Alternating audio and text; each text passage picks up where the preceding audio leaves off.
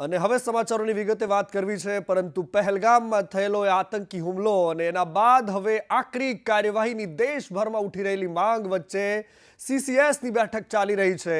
એ બેઠક જે બહુ જ મહત્વપૂર્ણ છે, આખા દેશની નજર છે, પ્રધાનમંત્રી મોદીની અધ્યક્ષતામાં બેઠક મળી છે અને એમાં મોટો નિર્ણય લેવાઈ શકે છે।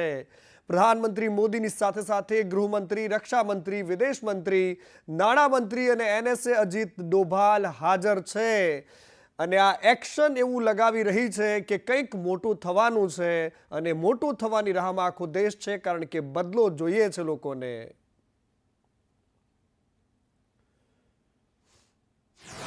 અને બીજી બાજુ પહેલગામ હુમલામાં સામેલ 4 આતંકીઓની તસવીર સામે આવી। તસવીરમાં હથિયારોની સાથે લદાયેલા નજરે પડે છે આતંકીઓની તસવીર 1 મહિના જૂની હોવાની વાત સામે આવી છે। પહેલા રેકી કરી અને ત્યારબાદ આ ઘટનાને અંજામ આપવામાં આવ્યો। આતંકીઓએ પહેલીથી લઈને 7 એપ્રિલ સુધી રેકી કર્યાની માહિતી પણ સામે આવી છે। ઘટના સ્થળ નજીક એક નંબર વગરની મોટરસાઇકલ પણ મળી આવી છે અને આતંકીઓએ આ જ મોટરસાઇકલનો ઉપયોગ કર્યો હોવાની પૂરી શક્યતા જોવાઈ રહી છે। 6 આતંકીઓએ હુમલાને અંજામ આપ્યાની વાત છે। TRFની જવાબદારી લીધી છે, પરંતુ TRFના કમાન્ડર સૈફુલ્લા અત્યારે પાકિસ્તાનમાં છુપાઈને બેઠો છે। લોકોમાં પણ ગુસ્સો છે, ધાર્મિક સંગઠનો છે એ પણ ગુસ્સો કરી રહ્યા છે। કાશ્મીરમાં આતંકી હુમલાને લઈને હિન્દુ સંગઠનો વિરોધ કરી રહ્યા છે। રાજકોટમાં VHP અને અન્ય હિન્દુ સંગઠનોએ વિરોધ કર્યો। ત્રિકોણબાગ ખાતે આતંકીઓના પુતળાનું દહન કરવામાં આવ્યું અને પોતાની લાગણી વ્યક્ત કરવામાં આવી। કાશ્મીરમાં થયેલા આતંકી હુમલાના વિરોધની અંદર દેશભરમાં ગુસ્સો છે અને રાજકોટની અંદર પણ અલગ અલગ હિન્દુવાદી સંગઠનો, રાષ્ટ્રવાદી સંગઠનો છે એ મેદાનમાં આવ્યા છે। શહેરના ત્રિકોણબાગ ચોક ખાતે વિશ્વ હિન્દુ પરિષદ, બજરંગ દળના કાર્યકર્તાઓ, આગેવાનો છે અહીંયા પોસ્ટર બેનર સાથે આવ્યા છે અને પાકિસ્તાન સમર્થિત આતંકીઓ છે તેને સબક શીખવવાની માંગ કરવામાં આવી રહી છે। એટલું જ નહીં, પરંતુ આતંકીઓની સામે આકરી કાર્યવાહી અને તેને નેસ્તો નાબૂદ કરવાની માંગ છે એ તમામ લોકો કરી રહ્યા છે। અહીંયા પુતળા પણ આતંકીઓના બારવામાં આવશે। અહીંયા તમામ લોકોની સાથે આપણે વાત કરીશું। શું માંગણી છે? રાજુ જોગરાણા। શું માંગણી શું છે? માંગણી એ કે જે આપણા હિન્દુ હુમલો થયો હિન્દુ ઉપર, સમગ્ર વિશ્વ હિન્દુ પરિષદ એનો ઉગ્ર વિરોધ કરી રહ્યો છે। બધાને પેન્ટ ઉતારીને ચેક કરવામાં આવ્યું હતું કે આ હિન્દુ છે કે મુસ્લિમ છે, પછી ડાયરેક્ટ શૂટ કરેલું। માંગણી શું છે તમારી? માંગણી છે બધાને ન્યાય મળે। ન્યાય મળેની માંગણી શું? કાકા, તમારી માંગણી શું છે? હકીકતે આપણા જે નિર્દોષ હિન્દુઓની હત્યા થઈ છે તો એના માટે ન્યાય મળવો જોઈએ ને એનો બદલો લેવો જ જોઈએ। કયા પ્રકારનો બદલો ઈચ્છો છો? પાકિસ્તાન સાથે ગમે તે રીતે એવી રીતે રાજકીય પ્રેશરથી કે રાજકીય પ્રેશરથી આતંકવાદીઓ 70 વર્ષથી રાજકીય પ્રેશર, અને તમે જે રાજકીય પ્રેશરની વાત કરો તો પછી આતંકવાદી તમારામાં યુદ્ધ લડવાની કે માગણીની કોઈ શક્યતા જ નથી? હા, ચોક્કસ એને યુદ્ધ કરવું।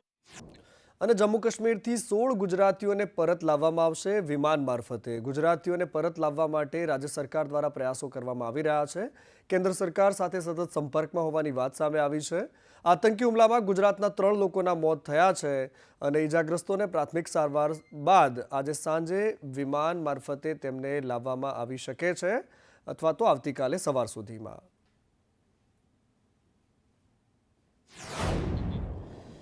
અને ભાવનગરમાં એ હિતભાગી પિતા અને પુત્રનું મોત થયું છે। તેઓ કલેક્ટર અને SP એમના પરિવારજનોને મુલાકાત આપીને સાંત્વના પાઠવી હતી। કાળિયાબીડમાં આવેલા નિવાસસ્થાને તેઓ પહોંચ્યા હતા અને એમને સાંત્વના પાઠવી। મૃતક પિતા પુત્રના પરિવારજનોને આશ્વાસન આપ્યું છે। આતંકી હુમલામાં યતીશભાઈ અને એમના પુત્ર સ્મિતનું મોત થયું છે। આ બંને લોકો છે કે જેઓ આ ઘટના વખતે ત્યાં હતા। એવું કહેવામાં આવી રહ્યું છે કે મુરારી બાપુની કથા હતી, એ દરમિયાન આ લોકો ત્યાં કથામાં રહ્યા અને ત્યારબાદ આ ફરવા માટે ત્યાં આવ્યા હતા। તે દરમિયાન આ પ્રકારની ઘટના એમની સાથે ઘટી છે। સુરતના એક યુવકનું પણ મોત થયું છે। આ યુવકના મૃતદેહને અમદાવાદ બાદ સુરત લઈ જવામાં આવશે। સુરત ખાતે શૈલેષ કળથિયા છે એમના અંતિમ સંસ્કાર કરવામાં આવશે। શૈલેષનો પરિવાર મુંબઈથી સુરત પહોંચ્યો છે। શૈલેષ કળથિયા પત્ની સાથે જમ્મુ કાશ્મીરમાં ફરવા ગયા હતા। આજે જ એમનો જન્મદિવસ હતો અને ગઈકાલે આવી રીતે મોતને ભેટ્યા છે।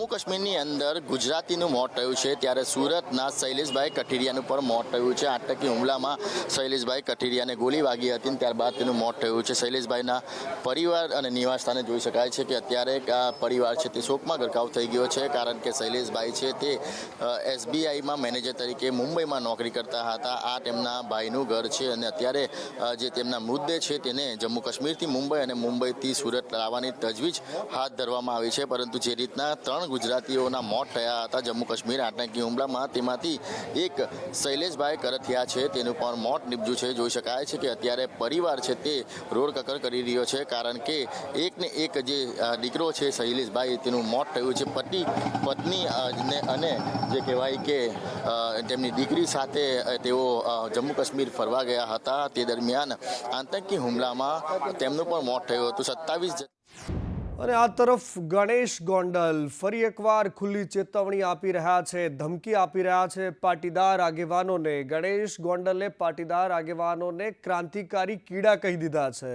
એમાં અલ્પેશ કથિરિયા, મેહુલ બોગરા અને જિગીશા પટેલની સાથે સાથે વરુણ પટેલનો સમાવેશ થાય છે. એમણે એમ પણ કહ્યું કે ગોંડલ આવશો તો તમને જોઈ લઈશ. જિગીશા પટેલને એમણે કહી દીધું કે પહેલાં તું તારું ઘરનું સંભાળ અને મારી સાથે ચર્ચા કરવી હોય તો તારા ઘરના કોઈક વડીલને મોકલજે. અલ્પેશ કથિરિયા પર કહ્યું કે તમારા પર 14 પાટીદાર દીકરાઓની હત્યાના પાપ છે, એ ધોઈને પછી મારી સાથે ચર્ચા કરવા આવજો. વરુણ પટેલની સાથે સાથે મેહુલ બોગરા પર કહ્યું કે પોલીસને બ્લેકમેલ કરવાનું કામ આ લોકો કરે છે. જો તમારી માનું ધાવણ ધાવ્યું હોય તો આવી જજો મેદાનમાં. આ પ્રકારની વાતો એમણે કરી હતી. અલ્પેશ કથિરિયા જે રીતે બેફામ નિવેદન આપે છે, તો એને હું જાહેર મંચ ઉપરથી સુલતાનપુરની ધરતી ઉપરથી કહેવા માંગુ છું કે ભાઈ, તારી ઉપર 14 પાટીદાર સમાજના દીકરાના મૃત્યુના આરોપને પાપના પોટલા છે, એ પેલા ધોઈ નાખ, સારા કર્મ કરી નાખ, પછી ગોંડલની ધરતી તારી રાહ જોવે. અને આ બાજુ અલ્પેશ કથિરિયાએ પણ ગણેશ ગોંડલને સળસળતો જવાબ આપ્યો છે. ગોંડલ કોઈના બાપની જાગીર નથી. અમારે ગણેશના સર્ટિફિકેટની જરૂર નથી. ગોંડલ કોઈના બાપની પેઢી પણ નથી. અમે ગોંડલમાં વગર સિક્યુરિટીએ જઈશું. સમાજને એક કરવો પડશે તો અમે કરીને રહીશું. અમારી પર 14 પાટીદાર યુવાના હત્યાના આરોપ છે અને કહ્યું છે કે તે પાપ ધોઈને આવો. ગોંડલના ગણેશ જાડેજાએ એવું કહ્યું છે. પહેલાં તો ગણેશના સર્ટિફિકેટની મારે જરૂર નથી અને અમે જે કાર્ય કર્યું છે સમાજ માટે કર્યું છે. એના સર્ટિફિકેટ સમાજે અમને આપી દીધા છે અને એને કોઈ આવા સર્ટિફિકેટ બાંટવાની જરૂર પણ નથી. હવે એમણે જે ગામમાં સુલતાનપુરમાં જ્યાં સભા કરી, એ ગામમાં ચૂંટણી સિવાય પહેલી વાર સભા થઈ છે. બાકી તો બાપ બેટા જ્યારે ચૂંટણી હોય ત્યારે ફરે છે, બાકી કોઈ દેખાતા નથી ગોંડલની બજારમાં. અને એમણે જે પ્રહારો કર્યા છે, શાબ્દિક વાતો કરી છે, એ માત્ર બોલવા ખાતરની વાતો છે. હજી તો એના કુટુંબમાં નક્કી નથી કે કોણ લડશે અને 2027ની એ વાતો કરે છે. માનું દૂધ પીધું હોય તો આવી જાવ. તો ગોંડલ છે કોઈની જાગીર નથી પહેલાં. અને ગોંડલ એક પવિત્ર ભૂમિ છે. મહારાજા ભગવતસિંહે આખા ગોંડલની સંરચના કરી છે અને ગોંડલ એ ગુજરાતનો ભાગ છે, નહીં કે કોઈના બાપની પેઢીની જાગીર હોય. એટલે આવનારા દિવસોમાં ખૂબ મજબૂતાઈ સાથે એમનો સ્થળ, સમય ને તારીખને જે પણ નક્કી થાય એની સાથે ત્યાં ગોંડલમાં જશું અને એકલા જશું. 5-10 બોડીગાર્ડ લઈને નહીં, એકલા જશું. અને બીજા એક પાટીદાર મહિલા આગેવાન જિગીશા પટેલ, એમણે પણ સળસળતો જવાબ આપ્યો છે. ગણેશ ગોંડલને કહી દીધું છે કે પહેલા દૂધિયા દાંત પડે પછી રાજનીતિની વાત કરજો અને પછી આવજો તમે. ગઈકાલે સુલતાનપુરની અંદર ગોલ્ડન સ્પૂન બોયે એક મિટિંગનું આયોજન કર્યું અને ત્યાં નામજોગ ભાષણો કર્યા, નિવેદનબાજીઓ કરી. એને હું એટલો જ જવાબ આપવા માંગુ છું કે દૂધિયા દાંત પડે ને પછી રાજકારણમાં આવવાની કોશિશ કરજો. પહેલાં મમ્મીના પલ્લુમાંથી અને પપ્પાની ઓથમાંથી બહાર નીકળો. તમે તો ગોલ્ડન સ્પૂન બોય છો, સંઘર્ષ તો ક્યારેય જોયો નથી, તમને સામાન્ય લોકોની પીડા ક્યારેય સમજાવવાની જ નથી. એટલા માટે કહું છું કે પહેલાં પરિસ્થિતિને જાણો, જુઓ અને પછી રાજકારણમાં પડો. બીજું કે મારે એને એટલું જ કહેવું છે કે આ જે કહેવાય ને જાહેર મંચ ઉપરથી જે ચેલેન્જ આપવાની વાત હતી, તો પહેલાં તમારી આજુબાજુ જે 10 જણાને લઈને ફરો છો ને એને સાઈડમાં મૂકો, પછી ચેલેન્જ આપવા આવજો. અને આ તરફ ડાંગમાં જિલ્લા પંચાયતની પ્રાથમિક શાળામાં ચર્ચ છે એનો વિરોધ હિન્દુ સંગઠન અગ્નિવીર સંસ્થા દ્વારા કરવામાં આવ્યો છે. જિલ્લા પ્રાથમિક શિક્ષણ અધિકારીએ તપાસના આદેશ આપ્યા છે. સુબીર તાલુકા શિક્ષણ અધિકારી 2 દિવસમાં રિપોર્ટ આપશે. ડાંગની નિશાળા ગ્રામના શાળાના શિક્ષકો સામે પણ સવાલ ઉઠી રહ્યા છે. સુબીર તાલુકાના નિશાળા ગામના ખરદાંડી ફળિયામાં સ્કૂલની આડમાં ધર્મ પરિવર્તનના નામે અભિયાન ચાલી રહ્યું છે એવા સમાચાર પ્રસિદ્ધ થયેલા છે. આજે આ બાબતે ટીપીઓ શ્રી સુબીર સાથે ટેલિફોનિક વાત કરેલી છે અને જે શાળા છે એની બાજુમાં ચર્ચ આવેલું છે. શાળા લગભગ 1979ની આસપાસ સ્થાપના થયેલ છે અને ચર્ચને પણ 25-30 વર્ષ જૂના થયેલ છે. પણ એ જગ્યા છે એ શાળાના નામે કે ચર્ચના નામે નથી એવું ટીપીઓ દ્વારા જાણવા મળ્યું છે. પ્રોટેક્ટ ફોરેસ્ટમાં છે અને આ બાબતની વિગતવાર તપાસ આવતીકાલે 2 દિવસમાં ટીપીઓસીને સોંપી છે. આ તરફ અમદાવાદના જમાલપુરમાં વકફની જગ્યા અને નકલી વકફના અધિકારીઓ બનીને રૂપિયા વર્ષો સુધી ખાતા રહ્યા. હવે ભાડા ઉઘરાવવાનો મુદ્દો છે અને આ મુદ્દામાં વકફ બોર્ડના અસલી ચેરમેન અને કર્મચારીઓના નિવેદન નોંધાયા છે. વકફના ચેરમેન મોહસિન લોખંડવાલાએ પોલીસને નિવેદન આપ્યું છે. લોખંડવાલા પ્રદેશ ભાજપના લઘુમતી મોરચાના અધ્યક્ષ છે. સલીમ કાસ્ટ મસ્જિદ ટ્રસ્ટમાં હોવા અંગે નોંધાયું છે નિવેદન. જરૂર પડશે તો આગામી સમયમાં નિવેદન લેવાશે. સલીમ દર મહિને વકફના નામે 3 લાખ રૂપિયા ભાડું ઉઘરાવતો હતો. કોઈને ખબર ના પડી, ન વકફના અસલી લોકોને કે ન પછી કોર્પોરેશનને. સલીમ જુમ્મા ખાન પઠાણ વિરુદ્ધ ગાયકવાડ હવેલી પોલીસ સ્ટેશન ખાતે કાચની મસ્જિદમાં પોતે ટ્રસ્ટી છે એવી ખોટી ઓળખ આપી અને ત્યાંના ભાડુઆતો પાસેથી ગેરકાયદેસર ભાડું ઉઘરાવવાની જે અગાઉ ફરિયાદ દાખલ થઈ હતી એ ફરિયાદની તપાસ હાલ ચાલુ છે. આરોપીઓના રિમાન્ડ મેળવી અને એમના ઘર, ઓફિસ વગેરેથી દસ્તાવેજી પુરાવાઓ એકઠા કરવામાં આવ્યા છે, જેમાં તેમના દ્વારા ભાડુઆતો સાથે કરેલ ભાડા કરારો અને ભાડા મેળવતી વખતે બનાવેલી પહોંચો વગેરેનો સમાવેશ થાય છે. અને આ તરફ અમદાવાદમાં આજ સલીમ પઠાણ કે જેનું સરઘસ કાઢવામાં આવ્યું, દુકાનો પચાવી પાડેલા સ્થળ પર પહોંચી પોલીસ એને સાથે લઈને કુખ્યાત સલીમ વતી અન્ય લોકો વેપાર કરી રહ્યા છે. જમાલપુરમાં કુખ્યાતનું પોલીસે સરઘસ પણ કાઢ્યું હતું.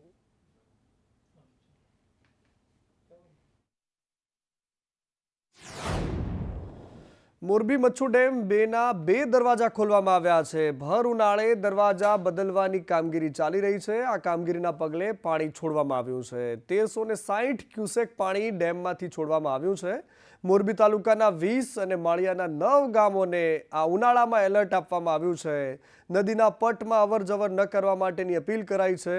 જોધપર, લીલાપર, ભડિયાદ, ટીંબડી, રવાપર આ તમામ ગામડાઓ છે કે જેમને એલર્ટ કરાયા છે.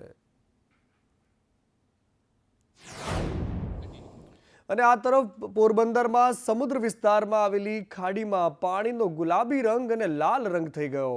અને ત્યારે પાણીનો રંગ ગુલાબી અને લાલ થતાં આશ્ચર્ય સર્જાઈ થઈ રહ્યું છે, કારણ કે ખાડીથી બંદર, અસ્માવતી ઘાટ તથા સમુદ્રી સુધીનો પાણીનો રંગ બદલાયેલો હતો. આ ઘટનાને લઈને માછીમારો ચિંતિત જોવા મળ્યા છે. આ ઘટનાને લઈને સ્થાનિક લોકોએ કહ્યું હતું કે ખાડીમાં પાણીના ટેન્કર મારફત કેમિકલ ઠાલવવામાં આવે છે અને આ જ કારણ છે કે દરિયાનો રંગ બદલાઈ રહ્યો છે. ગુજરાતનું જીપીસીબી પણ પાણીના સેમ્પલ લઈને પરીક્ષણ માટે રિપોર્ટ જાહેર કરવા જોઈએ. જીપીસીબી ઊંઘી રહ્યું છે, કેમિકલ માફિયાઓ બેફામ છે. દરિયા વચ્ચે આવી રીતે બેફામ કેમિકલ ઠલવાઈ રહ્યું છે. કેમિકલોનો વપરાશ થતો હોય, કેમિકલના વપરાશના કારણે પાણી લાલ થતું હોય છે. એ અમે રજૂઆત કરી છે, પણ રજૂઆત કરવાથી જીપીસીબીએ કોઈ દિવસ આજ દિવસ સુધી પગલાં નથી લીધા. કારણ કે ઓફિસમાં બેસીને જેને વાતો કરવી છે, એના ઉદ્યોગો છે, ઉદ્યોગ આગળથી પૈસા મેળવીને આ લોકો કામ કરતા હોય છે, ત્યારે નાના લોકોનો ઉદ્યોગ એમને દેખાતો નથી. કારણ કે ખરેખર એ લોકોએ જાગૃત થવું જોઈએ, અને જાગૃત થઈ અને કેવી રીતે થાય છે એના કારણો શોધવા જોઈએ. અને કારણો શોધી ને ન થાય ને આવનારા દિવસોની અંદર માછીમારોને રોજગારીની તકલીફ ના પડે એની તકેદારી લેવી જોઈએ. એવા અધિકારીઓએ જાગૃત થઈને કામ લઈને જે કોઈ કંપનીમાં પાણી ઠલવે છે એના ઉપર એક્શન લેવા જોઈએ. અને આ તરફ ધોરણ 1 થી લઈને 5માં જગ્યા વધારવા માટે વારંવાર રજૂઆતો થઈ રહી છે. અલગ અલગ રીતે વિરોધ કરી રહ્યા છે ભાવિ શિક્ષકો, પરંતુ સરકાર એમની વાત સાંભળતી નથી. ટેટ 1ના ઉમેદવારોએ શિક્ષણ મંત્રીને આજે ફરી એકવાર રજૂઆત કરી છે. ધોરણ 1થી લઈને 5માં જગ્યા વધારો એવી માંગ છેલ્લા ઘણા સમયથી ચાલી રહી છે. ઉમેદવારોની રજૂઆત વિદ્યા સમીક્ષા કેન્દ્ર અને શિક્ષણ સચિવને પણ મળીને એમણે રજૂઆત કરી હતી. હવે જોવાની વાત એ છે કે સરકાર એમની વાત ક્યારે સાંભળે છે. ટેટ 1 1 થી 5 ધોરણની અંદર જે 21,354 જગ્યાઓ ખાલી છે એ જગ્યા વધારાનું સદન આજે મુલાકાત કરેલી છે અને તમામ રીતે જે તે અધિકારીઓ હવે વાત ગરમીની કરવી છે. આગામી દિવસોમાં ગરમીનો પ્રકોપ વધવાનો છે. રાજ્યમાં 40થી લઈને 44 ડિગ્રી સુધીની ગરમી પડવાની છે. ગરમીને લઈને હવામાન વિભાગે આગાહી કરી છે કે 5 દિવસ 40થી લઈને 44 ડિગ્રી તાપમાન વચ્ચે શેકાવા માટે તૈયાર રહેજો. પશ્ચિમથી ઉત્તર પશ્ચિમના પવન ફૂંકાતા ગરમી વધવાની છે અને દરિયાકાંઠાના વિસ્તારોમાં ગરમ ભેજવાળા પવન ફૂંકાવાના છે. અમદાવાદમાં પણ પારો 43 ડિગ્રીની આસપાસ રહેવાનો છે. आज का जो फोरकास्ट है आने वाला अगले 5 दिन तक जो उच्चतम तापमान है उसमें कोई बड़ा बदलाव नहीं है और जो गुजरात क्षेत्र और जो हमारा सौराष्ट्र के कच्छ क्षेत्र है उसमें 40 से 44 डिग्री सेंटीग्रेड के आसपास रहने का संभावना है अगले 5 दिन तक, 23 अप्रैल से लेकर आपका 27 अप्रैल तक. लेकिन उसके आगे फिर उच्चतम तापमान में 2 से 3 डिग्री सेंटीग्रेड तापमान में बढ़तर रहेगी और जो आपका तटीय क्षेत्र है सौराष्ट्र कच्छ की. અને આ તરફ સુરતમાં નક્ષત્ર બિલ્ડિંગમાં આગ લાગી અને ફરી એકવાર તક્ષશિલા યાદ આવી ગયું. જે પ્રકારે આગ લાગી ઉપરથી લઈને નીચે સુધી આખે કોમ્પ્લેક્સમાં ભડભડ બળતું હોય તેવો નજરે આ નજારો સામે આવ્યો. પાલનપુર કેનાલ રોડ પરનો આ બનાવ છે. બિલ્ડિંગમાં પ્રથમ લિફ્ટમાં આગ લાગી અને ત્યારબાદ લિફ્ટમાં લાગેલી આગ ઉપર સુધી પ્રસરી ગઈ અને બિલ્ડિંગમાં લાગેલી આગમાં તમામ વસ્તુઓ બળીને ખાખ થતી નજરે પડી. ભારે જહેમત બાદ આગ પર કાબુ મેળવાયો છે, પરંતુ આ દ્રશ્યો ડરાવનારા હતા કારણ કે આવા જ દ્રશ્યો સુરતે જોયા છે અને એ તક્ષશિલા કાંડ વખતે. અને આ તરફ સુરતમાં નકલી પત્રકારોની ફોજ જબરદસ્ત કામ કરે છે. ખંડણીનું કામ કરવાનું અને રૂપિયા ઘર ભેગા કરવાના. અને આ કેસમાં હવે 9 કથિત પત્રકારોની ધરપકડ થઈ ગઈ છે. બાંધકામ તોડાવવાના નામે 22 લાખ રૂપિયાની ખંડણી માંગી. પત્રકાર પ્રકાશ રાઠોડે ખંડણી વસૂલીને રૂપિયા આપ્યા હતા. ચેક અને ગૂગલ પેથી રૂપિયા ટ્રાન્સફર કર્યા અને બાંધકામ ગેરકાયદેસર હોવાનું કહીને ખંડણી વસૂલતા હતા.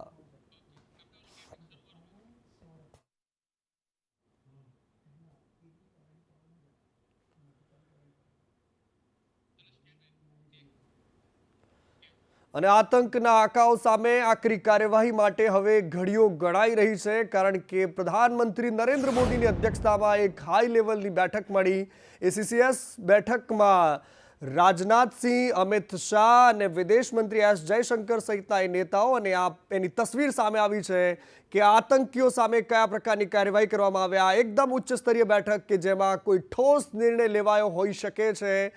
થોડી ક્ષણોની અંદર એ વાત પણ સામે આવશે કે એમાં શું વાત થઈ છે, શું ડિસ્કશન નીકળ્યું છે, શું તારણ નીકળ્યું છે, કેવી રીતે એક્શન લેવામાં આવે છે એના પર નિષ્કર્ષ નીકળશે. પરંતુ આ બધી જ વાતો વચ્ચે આ તસવીર ખૂબ જ મહત્વપૂર્ણ એટલા માટે કારણ કે અમિત શાહ જમ્મુ કાશ્મીરથી સીધા જ આ બેઠકમાં હાજર રહ્યા છે. CCSની આ બેઠક કે જેમાં 4 કેન્દ્રીય મંત્રીઓ જે કેબિનેટ કક્ષાના મંત્રીઓ હોય છે, પ્રધાનમંત્રી મોદીની અગવાઈમાં આ બેઠક મળી અને એની સાથે સાથે અજીત ડોભાલ અને એની સાથે તમામ મહત્વપૂર્ણ અધિકારીઓ આ બેઠકમાં હાજર હતા. ઘડીઓ ગણાઈ રહી છે હવે આ આતંકનો બદલો લેવા માટે.